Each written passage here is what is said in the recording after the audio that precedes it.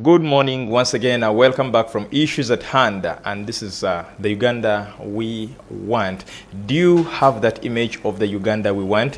Here we are with us. We want to look into the issue of unity. Of course, yesterday the Parliament passed the Political Parties and Organizations Amendment Bill, but also besides the UPDF Amendment Bill. And now there are a lot of sections, but what is interesting is that as per the new Amendment Act, no political party will be funded until they subscribe to IPOD.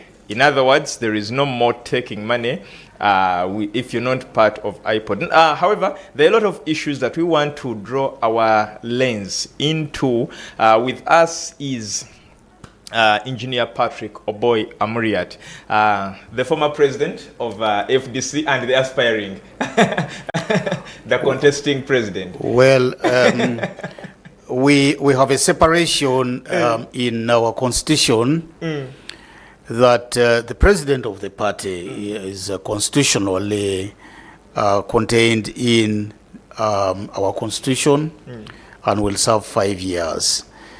Now, the president of the party may be different from the presidential flag bearer. Okay. That is a distinction that we have from other political parties. And the public needs to know that this has always been the case. You remember when General Muntu was president and Dr. Kiza Besigye was a flag bearer. So the two could be different. But anyway, thank you for having me here. I'm really excited to be on Family Television today to articulate issues of national concern, and I would like to say good morning to viewers out there. Thank you so much, Engineer. Starting from your journey of party president, in history might have been the president who has encountered a lot of challenges, especially when it gets to separation. Two political parties have now originated from FDC during your regime. In about 2019, ANT came through, and then after that, we also see PFF that was recently approved. So what does this mean, especially when you talk about political unity, where you can't harmonize, any misunderstanding leads to a formation of a new political party? Any political organization, Ryan, that does not have disagreements is a dead political party. Oh. Yes. You know, politicians are people who come from all walks of lives. And, you know, to bring them together and make them believe the same, you know, on shared values is something that is a task. Really a daunting task, especially for weak political leaders. And so, just like any other political organization, we have had our share of disagreements. That is normal. And these disagreements have, you know, sadly, of course, caused the departure of colleagues. Some of them, in fact, you've talked about just two organizations that have been an offshoot from the FDC as a result of disagreements, internal disagreements. But you've not talked about the Uganda Federal Alliance. Yes, Uganda Federal Alliance. Because, you know, Betty come here I was only focusing on the ones that... during my time. During okay, time. That is granted. Yes. So, yes, in my time, we've had internal upheavals. And you are right to say two political organizations have been formed as a result of these internal disagreements. But I think that what is important is for us to interrogate what caused this disagreement. Exactly. And in the case of the Alliance for National Transformation that was formed by General Muntu and others, the disagreement arose from an election that I won clear and square. And, you know, General Muntu and his supporters, you know, accepted defeat. They had no choice This was very clearly a free, fair, and credible election. And so they felt aggrieved as a result of that election. And that caused them, to leave. Now, the formation of PFF by Lukwago and his group is also as a result of internal disagreements, where Lukwago thought we should prolong the process of selection of new leaders simply because he wasn't prepared. He knew going into an election would be a disaster for him. And of course, he had the backing of Colonel retired Dr. Kiza Besigye, our founding president. And so at a certain point, they wanted the leadership out who were elected. The way in which elected leaders are removed is very clearly spelled out in the constitution, which they didn't follow. And so they decided that they should kill the party altogether. And you remember that there was this proposal last year, about 8 months ago, no more than 8 months ago, to dissolve the FDC. And we say to these people, you must be daydreaming. You have not the authority, neither do you have the power to remove or to close down, wind out business of the FDC. And of course, they continue chest thumping, deceiving the public, misleading the public to believe that they had the power. 6 months passed, nothing happened. And they had even said a prayer. You remember Lukwago saying, Inna lillahi la inna lillahi ragum, whatever it yes. And that was like casting a shadow on the FDC and spelling its end, its dissolution. Now, this never happened. And true to their bidding, they decided to form a new political organization. Now, it could be good for the FDC that we shed off whatever we do not need. FDC does not conscript anybody within the party. Members come out of their own volition to join the party. They also leave when they feel they do not want to associate with the organization. And so this has happened to our friends in the PFF. We can only wish them luck. Does it mean the most important thing, Edrine, is that the party remains strong, deeply grounded in the grassroots. And just to demonstrate to you what happened after the departure of General Muntu and his team to form the Alliance for National Transformation, even in the most very challenging part of my tenure as president, we went on to field a candidate. I was a presidential candidate at the time. And we fielded candidates at different levels. This paid off, even without the General Muntu group, without the group that decided to go to Katonga. We earned 32 members of parliament. We also got a number of local government positions across the country, including mayoral positions in Soroti City, in Mbale City. We are proud about this, and a host of local leaders were elected as FDC flag bearers, from the FDC flag bearers. And in contrast, when you look at what our friends from the Alliance for National Transformation earned, it was actually a disaster. And I think that my prediction that the Alliance for National Transformation would be a stillbirth came true. They performed dismally in the elections, and I would like to say this of the PFF as well, because this is exactly what is going to happen. They left in bad faith. They had no good reason to leave the FDC, and it will be very difficult for them to explain. And I'm going to tell you, this morning, tell viewers that my analysis of the PFF is that they may not even have a presidential candidate, which FDC is going to have, certainly. But it's a new baby that has just been born. So probably they are working on structures now.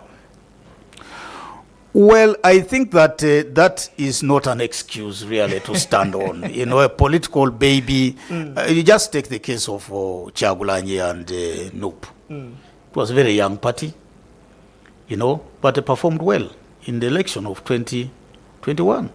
Okay. Yes, they performed well. So, and that new baby should know how to crawl immediately, you know, stand, begin to toddle, run, speak clearly before the next election. And I think that that is the task. It's they have, you know, to fulfill. That is the job before them. That is not upon me to teach them what to do. But you remain a father and whatsoever. Well, so have you once the son challenges the father, then and they decide to go away and establish their own home, they will have to deal with an errand wife that they are going to bring into the family. President, you talked about presidential candidates. FDC is also preparing a presidential candidate, but also other parties are preparing their candidates. We want to look at the issue of transition. How do you envision a peaceful political transition in Uganda? And, of course, basing on your Christian faith, how does this guide your approach to leadership and governance? I think that the political players in the country have to be willing. Okay. You know, first of all, we have got to accept that the need for us to have a transition. Mr. Yoweri Museveni is not going to be in power forever. He's also not going to live forever. If he so decided to stay in power until he died, he would still die anyway one day. And that is really quite natural. It's nothing that is completely out of hand, you know, abnormal. And so I think, you know, having been in power for nearly 40 years now, there is a need for a conversation among the political players over what happens after Yoweri Museveni. Of course, we are worried that we see the tendency of a heir apparent being ordained to take over the reins of power in this country from his father, and that is quite abnormal. I don't think that anybody should deliberately prop his son or daughter, you know, to succeed him in a democracy of a population of over 45 million people, where we have got so many options. And, you know, people need to be given the free will to determine who leads them. And I think that, you know, to answer your question directly, the burden is on Mr. Museveni to leave to Uganda a peaceful country, not to go down with this country. And therefore, there is an urgent need to dialogue, particularly on the transition. And dialogue that is done in the spirit of mutual respect, mutual shared interests, and the urgent need to get business done, which I do not really see in the narrative of Yoweri Museveni, the leader of this country. Can this be achieved by negotiation? By the roundtable discussions in IPOD? Well, again, any kind of dialogue does not need to be forced. And of course, earlier on, you talked about the Political Parties and Organizations Act, amended Act, that a bill that was passed into an Act of Parliament yesterday, albeit in such a rushed manner, without consultation of the key players, including my party. You can imagine we received notice of our appearing before a committee at 5:30, at 5:15, a day before the actual meeting that was taking place at 10. And we expected to prepare and go and make a submission in the committee, which was practically impossible. And this was really intended to be the case. It was designed for us not to make it to the committee to express our objections. Now, this bill has been passed, and I highly doubt that Mr. Museveni is going to hesitate even a minute to assent it, because he has got a vested interest in the bill. And what will happen is that political organizations are going to be conscripted into dialogue. You know, this is forced dialogue. Whether you like it or not, you must come in. Because what is being used is finances. They are using carrot and stick to force dialogue.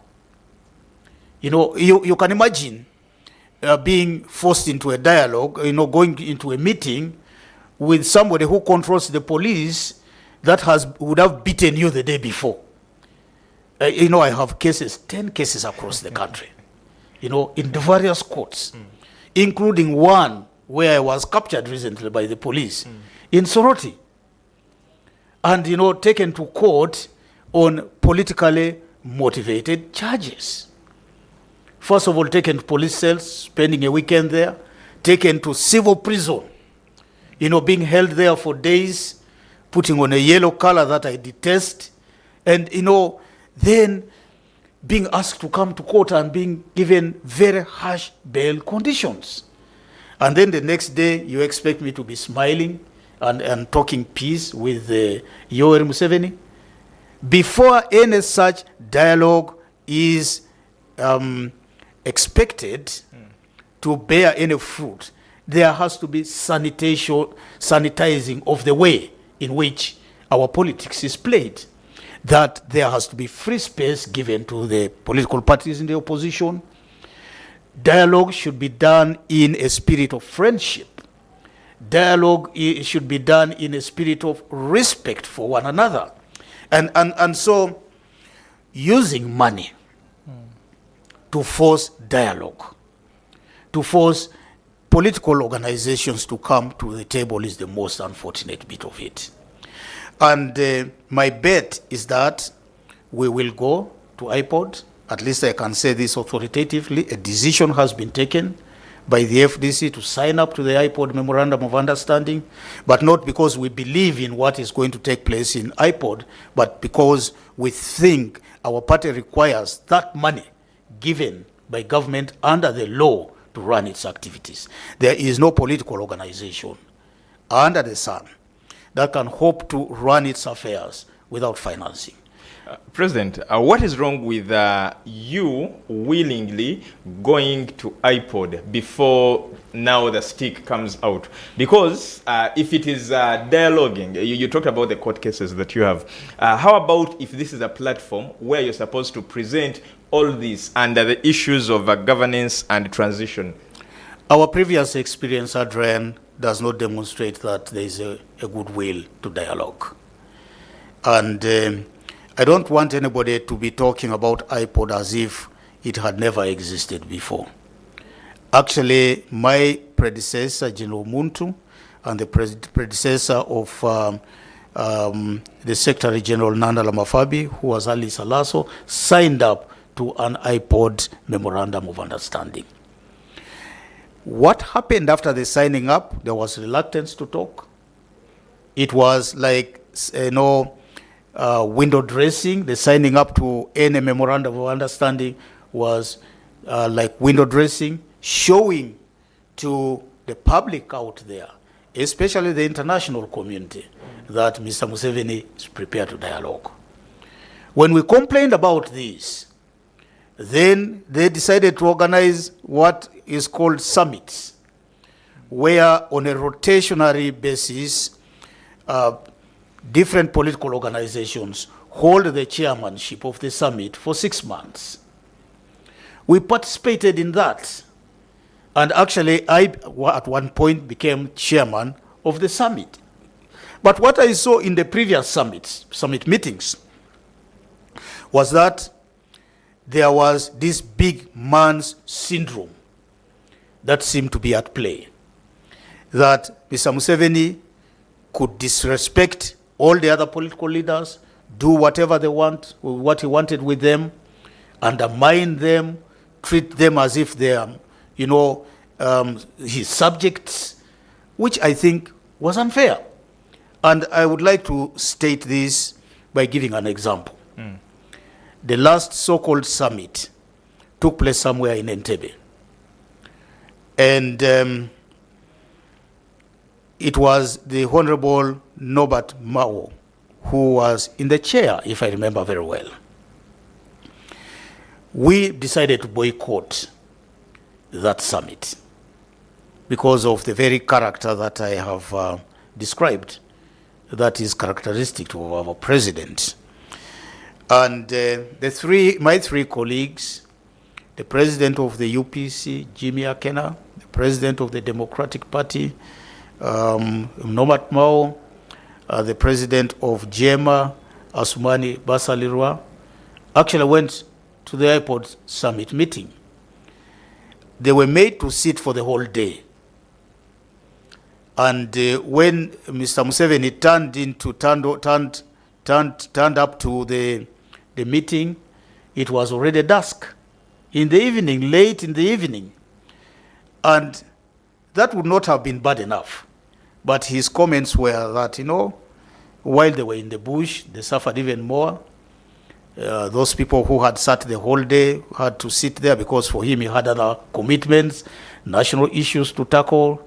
And after all, anyway, they were taking tea and also in an air-conditioned environment. That is not what you say of leaders. That is sneering at leaders. That is disrespecting leaders. That is undermining the political organizations that they lead. And so I think that we will give it a try until such a time that we feel that it's no longer useful to belong to IPOD. And even if it's for the sake of money, we will walk out of IPOD.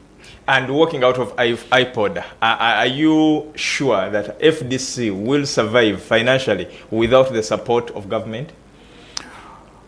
During the formative stages of the FDC, such money was not there from government. But we went on to run a campaign in 2005 and won that election. Dr. Kizabese won that election. We went on to campaign in 2011, and we believe that, again, we performed quite well in that election. And so, once one door is closed, it is possible for a window to be opened. And so we are going to work knowing that such funding does not exist. But that said, we believe in dialogue. We want to give dialogue a chance. And I think this is probably an opportunity for Mr. Museveni to seize that chance, to talk to his fellow Ugandans, ensure that, we have a peaceful transition from one leader to another. He would have made history. He would have favored Ugandans. And I think for that reason alone, probably his name will be written in the history books of this country. We've actually talking about dialogue still.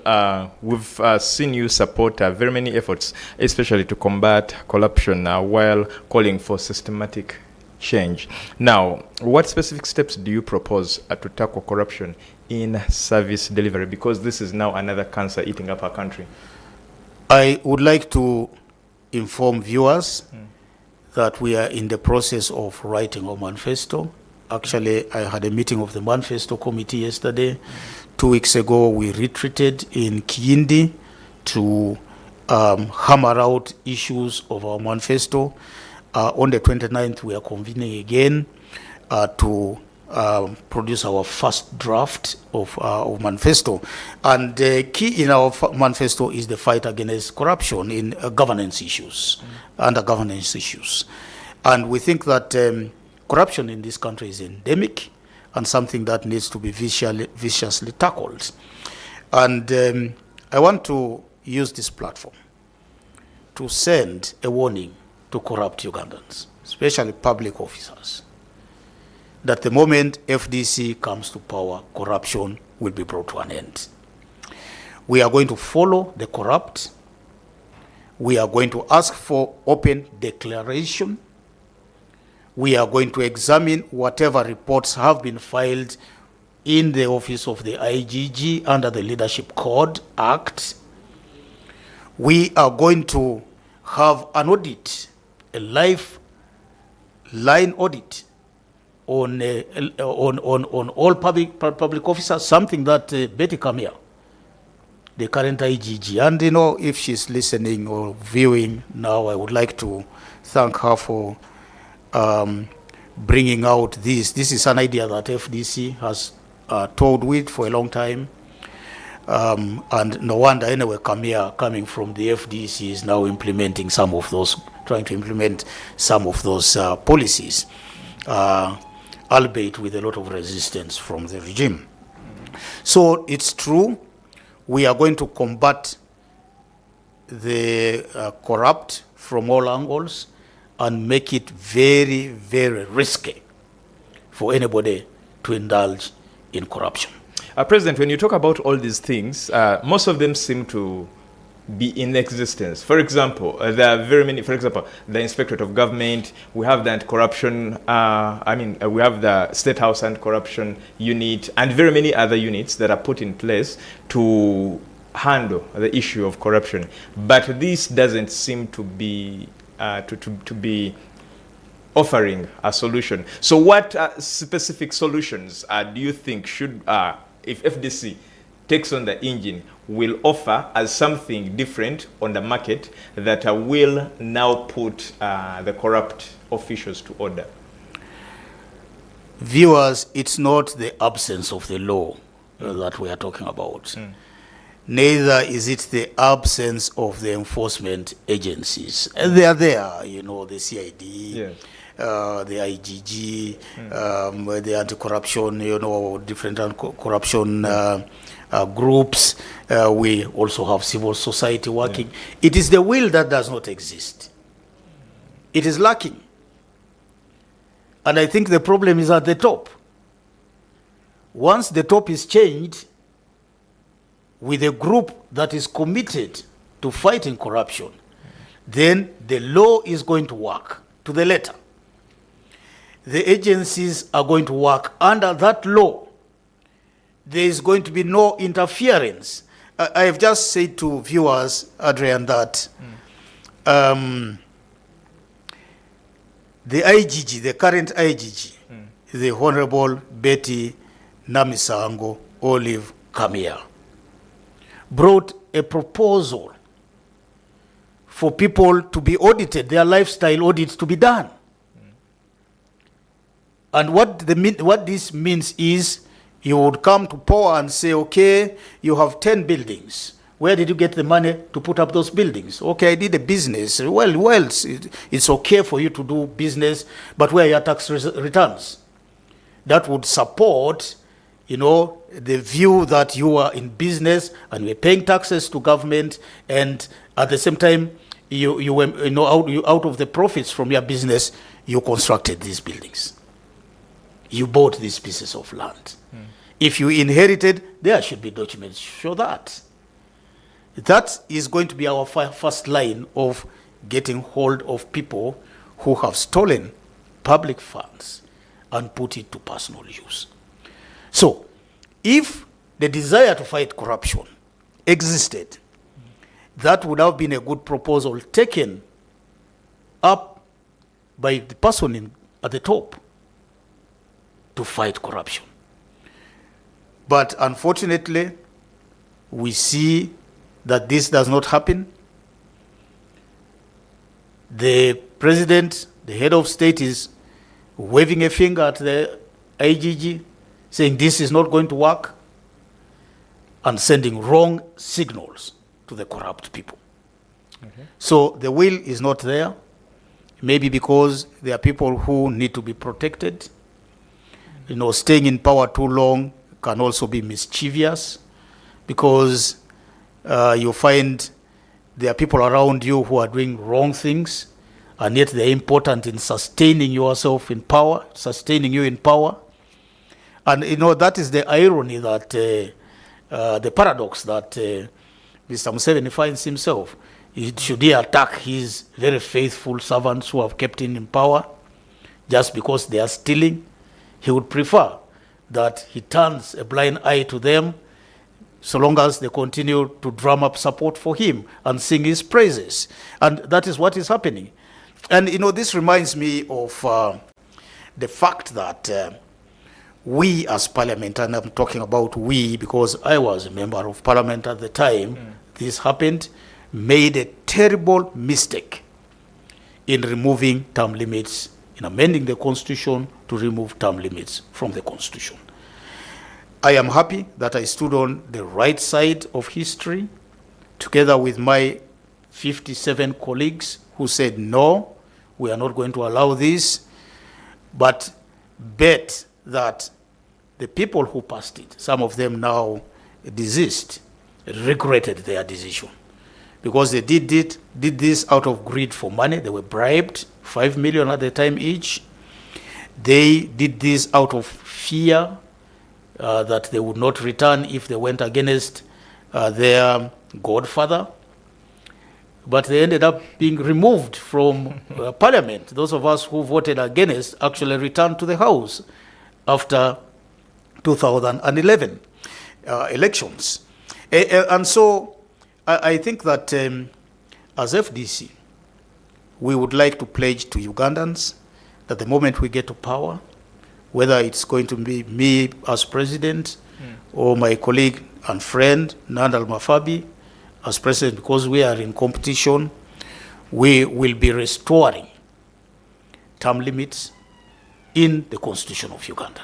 Okay. Talking about term limits, on several occasions, you've described the elections, like the Busongola South by-election in August 2022 as undemocratic and faced arrest during the 2021 campaign, where on nomination, you came without shoes. That is on record.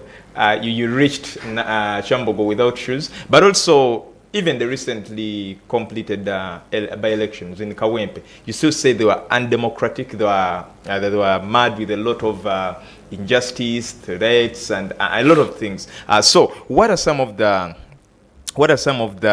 reforms needed to ensure a free and fair elections that either you or Honorable Nandala Mafabi will come in for in 2026?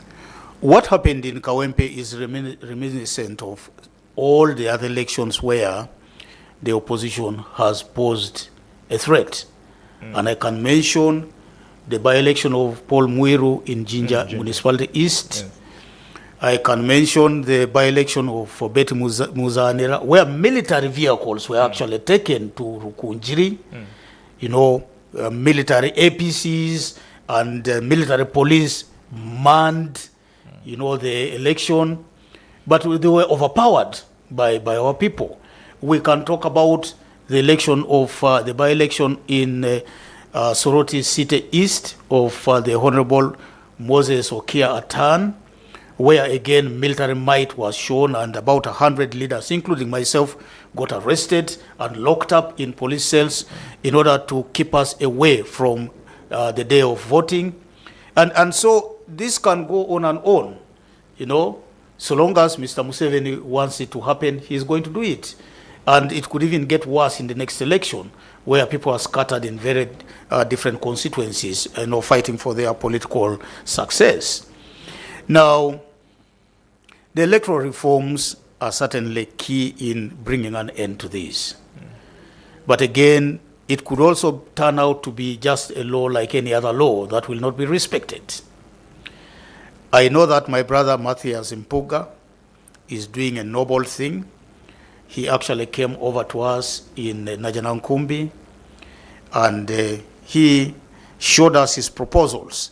Our question to him was, looking at the skewed nature of Parliament, skewed in favor of the NRM in terms of numbers, how do you expect these proposals to go through? There is what they call mob justice in Parliament that has existed so long as multi-party dispensation has existed, from 2005. The NRM acts like a mob. They go, determine a matter in their caucus, and we've seen what happened recently. They were invited to State House. There is an allegation of 100 million shillings that was are not denied by the top chief executive of this country. And it takes that form.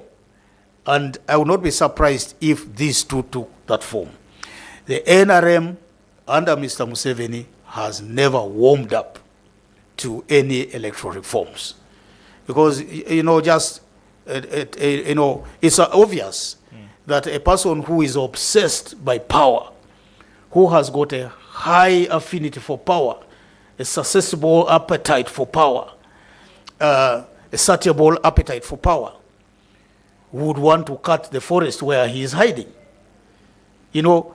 Museveni's forest is in the Electoral Commission that he puts in place. It's in the army, that he deploys in an election. It is in the money. They open the gates of Bank of Uganda across here and take whatever money they want and go spend it in the election. And you want that to be cut down. And yet Mr. Museveni wants to die in power. Apart from reinstating that is far-fetched. Apart from reinstating term limits, what else do you think needs to be reformed that probably if FDC takes on power, those are things that you will ensure to create democracy in our electoral process?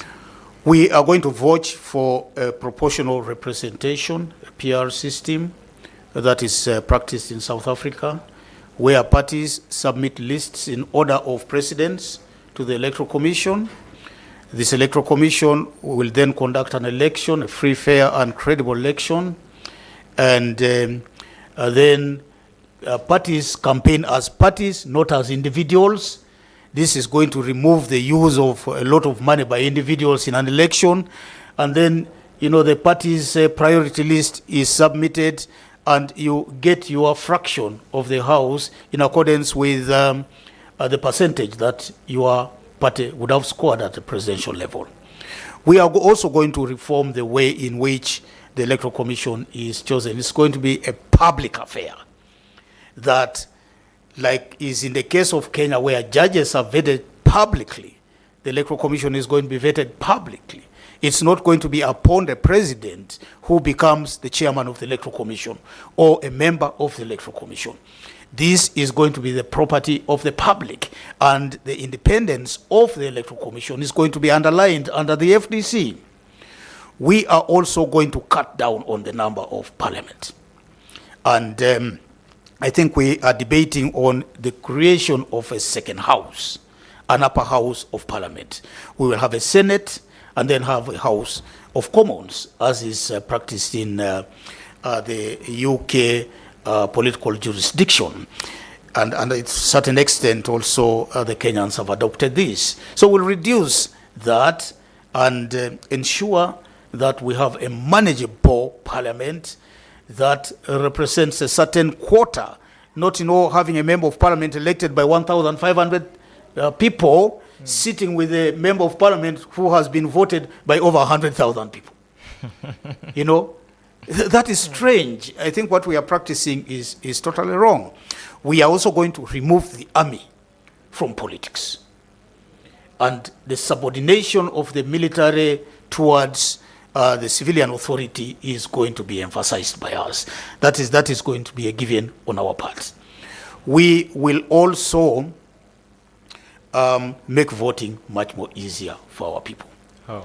By engaging in true and transparent civic education, which is not being done by people to the people. Our population does not know why they go into an election. But the Electoral Commission is trying their best. No, they are doing it in haste. They are unwilling to do that. They are not reaching the last person. Remember that the person that we would like to reach is the last person. But your stakeholders, FDC and other political players, other political organizations who are supposed to support the Electoral Commission in extending the civic education. So if the Electoral Commission is failing, probably the parties... We can never substitute the role of the Electoral Commission. We are not workers of the, we are not, even in complementing, we do it out of our own interest. But, primarily that job goes to the Electoral Commission. And if they are incompetent, if they have failed in their job, if they are sleeping on job, it's their responsibility to throw in the towel and say, we have failed to manage. And then the government finds an alternative way of reaching to the population. So civic education is going to be emphasized, in the FDC government. Okay. Now we talk about the native, as you, a native of Teso sub-region, and of course, but also looking out beyond Teso, you realize that poverty is one of the cancers that are eating up very many societies. Let us look at the neighborhood, the Bukedi sub-region, then Teso sub-region, but also Eastern is one of the places that are always presented having this effect. What solutions do you propose to address poverty and improve education, skilling for the youth, and to see that we see a new face of Uganda? I'm sorry, I'm not going to go into the details of this because I know there are people out there who would want to steal our ideas and put it in their manifesto. But it's true when you look at the map of the poverty map of this country. The most affected regions are the eastern, coming from Busoga all the way through to Karamoja and to the West Nile region of this country, which region is heavily marginalized. It's not that we do not work hard. I come from a region that is poverty stricken, and I know that our people toil from morning up to evening, especially when it's raining at the moment, to produce food and cash crops. And yet when they go out to the market, they are unable to get competitive prices. And that's where we are going to begin. Agriculture being the backbone of this country, we are going to inject money into agricultural inputs, including providing water for production so that our farmers are able to produce throughout the year. Inputs, we are also going to emphasize on community opening of land, and my party is going to re-establish the tractor scheme that used to exist in the past, before Museveni came to destroy this altogether. We are also going to bring to place and strengthen cooperative societies and unions across the country so as to encourage the farmers to produce collectively, and also collective bargaining and marketing. And that way we think that the farmer is going to get a fair price for their commodities, and they are also going to be able to run affairs of their families. Now, there's something that we will do in improving health that will inadvertently affect positively household incomes, and that is ensuring that health services are provided to the population. Our analysis of how the household expenditures is concerned is that the number one expenditure is health. Takes a lot of money from the family. When somebody suffers from malaria, they go to the health unit. If it's serious, the health unit is going to refer them to the next level health unit, and if it's serious, they are told to go to the hospital, and then the hospital is going to say, no, okay, you are sick, you are too sick, but we can't do anything about that. Go to the clinic. The clinic is going to, or the pharmacy for that matter, where you're going to buy medicine, is going to give you a bill, and when you can't afford to pay this bill, you are referred back home and to your grave. That is what is happening in this country today. Okay. And so we are going to ease that expenditure from the ordinary person. You are not going to see government spending money, sending top officials out of the country under the FDC, getting treatment out of colossal sums of money from the public purse. You're not going to see that. Instead, we are going to bring that money into the health units at different levels and strengthen our capacity. Also strengthen the capacity of the doctors and health workers to perform their tasks, and therefore ridding the population, the sick population of disease. But most important for us is that before a person goes to hospital, we should prevent disease. So our strategy is more preventive, towards preventive medicine than curative medicine. Okay. We are going to the villages and we are going to ask the question, what is causing a lot of mosquitoes in this village that is causing malaria? Okay. And we will tackle that source of what is causing diarrheal diseases, what is causing, cough, what is causing cancer. Is it the livelihood of, the lifestyle of people? What can we do in order to stop this happening? Okay. And so we are going to tackle disease even before it occurs. And that way, the expenditure on health care is going to plummet. Okay. President, you talked about poverty, but there are projects that the president is pushing which we think that are good for the wananchi. For example, the Eka model that he's preaching, but also commercial agriculture, because you realize very many societies are still growing food for their consumption. But there is also the presidential initiative to skill the boy and girl child. And then, of course, there is the vocationalization of education. The government is putting a lot of efforts to see that they skill and empower the youth so that they can be self-reliant. So, as FDC comes to power, will you continue with this, or you will come with a totally new and start from a fresh sheet with some of these programs? The programs by the NRM are a fallacy. They are just meant for deception purposes. And you can name them from the very start. Aukulembeka, Bunabagagawale, Operation Wealth Creation, NADS, name them. Currently have PDM. At every election, there is another one that is initiated. Not very different from the previous one. The name, it's only the name that changes. Today we have the PDM, Parish Development Model, which is not a grant, it's a loan.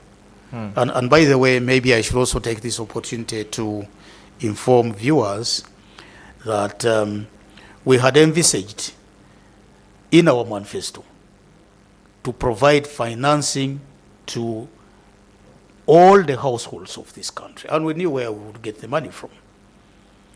And I had pledged that every household, on account of what they suffered during COVID, would get 600,000 over a period of 6 months, free, as some kind of startup capital. And this would be guided. Now, of course, Mr. Museveni and his people decided to take this up, but instead of, implementing it the way we had envisaged, they decided to vulgarize it. A parish development model is a loan given to poor people. You are giving poor a loan today, he is incapable of taking his child to school. He has failed to cater for the health needs of his family. There's somebody sick in the house who needs to be taken to the Cancer Institute in Mulago. He doesn't even have a mattress to sleep on. And you expect that person to go to the nearest market in the next market day to buy a ram, to buy a calf, to come and take care of and be able to pay back this money in 2 years. My investigation, my research shows that much of this money is being misused.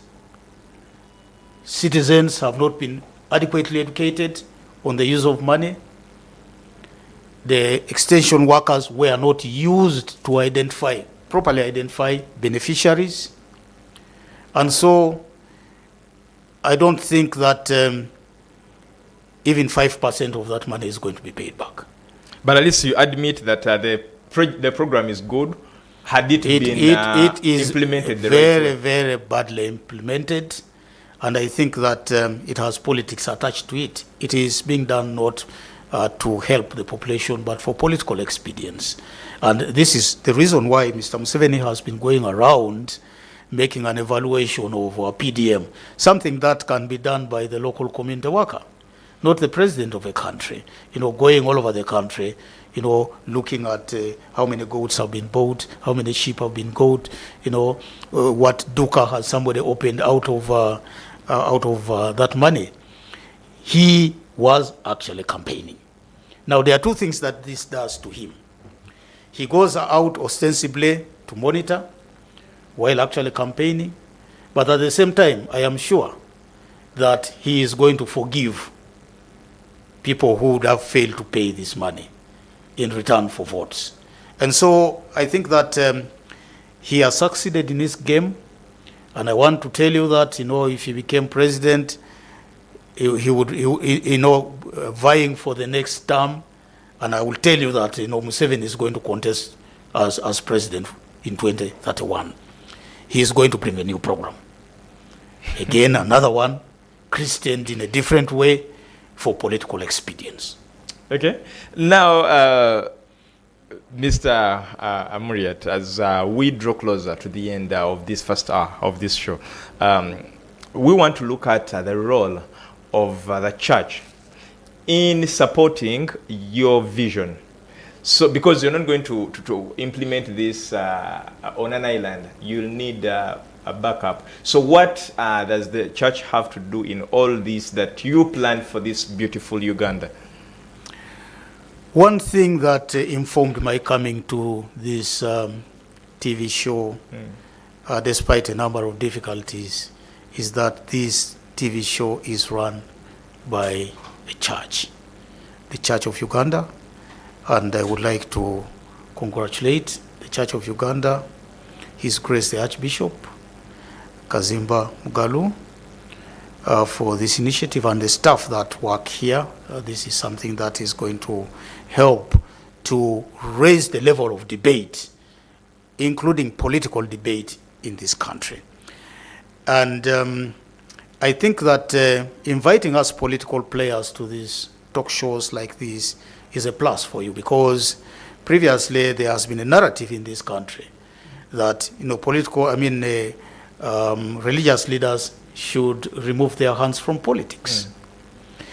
And this was said by even the topmost official in this country, the head of state of this country, which is really very, very unfortunate. It was an attack on the church, on the conscience of the church leaders, and a way to try to gag church leaders from speaking out on a violation of the rights of citizens, on the lack of democracy and the rule of law in this country, or on the lack of social services to the people of the citizens of this country.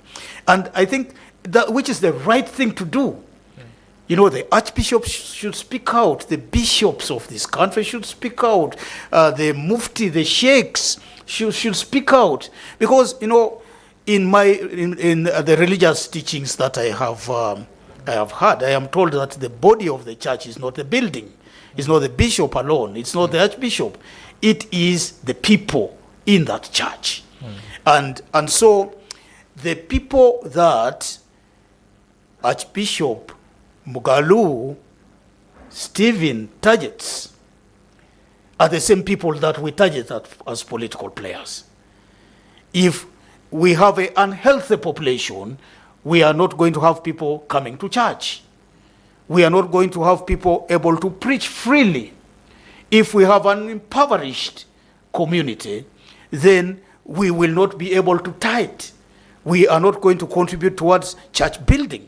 We are not going to contribute towards the welfare of the priests. And so it should be in the interest of our church leaders to speak out against the evils that the population faces, because the church is that population. The mosque is that population, not the building that Namirembe looks like, not the building that Rubaga looks like, not the building that Old Kampala or Kibuli looks like. It is the people who go in there and believe in that faith and are prepared to speak out about that faith. And so I think that it's a good thing that our bishops speak out. I sometimes feel very, very sad when we are beaten in the streets of the cities of this country, when we are imprisoned, when our party headquarters is attacked, when my shoes are removed as I go for nomination as a presidential flag bearer, and the church leaders are silent. I think that if this must be, it should be a wake-up call to our church leaders. Speak with us. Speak for your people, the people you shepherd. Because unless you do that, you will not have sheep to shepherd. Thank you so much, Mr. President. In a minute, as we release you to continue with other errands, what would be your last message to Ugandans out there? Fellow Ugandans, we are going into the election as FDC in faith and believing that there is going to be fairness in the next election. I would like to ask out there that you consider the FDC as a party of choice. There are open opportunities. The FDC is an equal opportunities organization. We are center-right organization. We believe in fairness to everybody. We believe in equal opportunities. And so as we go into the next election, we would like to appeal to people who are interested in politics to take up our flag, move with us in this journey, a journey that we have experienced as a party for 20 years now, and I think we know the inside out of it. Also, I would like to make an appeal to our religious leaders to stand with the population. I wish to thank those who have spoken out in favor of the people, and to urge those who have conveniently chosen to keep silent to wake up and, follow suit. Otherwise, I would like to wish our Christian brothers and sisters a happy Martyrs' Day, which is coming on the 3rd of June. We will meet in Namugongo, either in the Catholic shrine or in the Anglican shrine, as we celebrate the martyrs of Uganda, as we celebrate our heroes of Uganda, as we celebrate sacrifice that has been given for our faith. Thank you so much, Engineer Patrick Oboi Amuriat. And of course, we are taking a short commercial break. The Uganda we want continues, but we shall release Engineer Patrick Oboi. We are coming back with other guests, so stick with us.